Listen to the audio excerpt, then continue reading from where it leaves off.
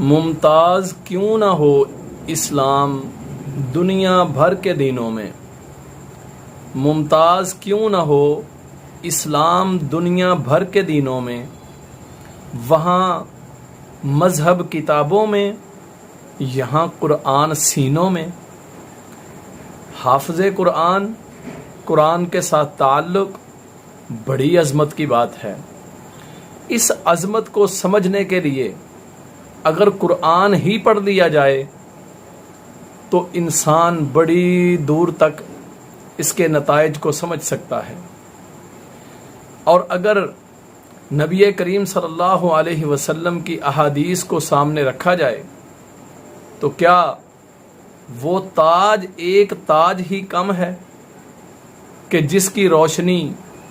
سورج اور چاند سے بھی زیادہ ہوگی، اور وہ حافظ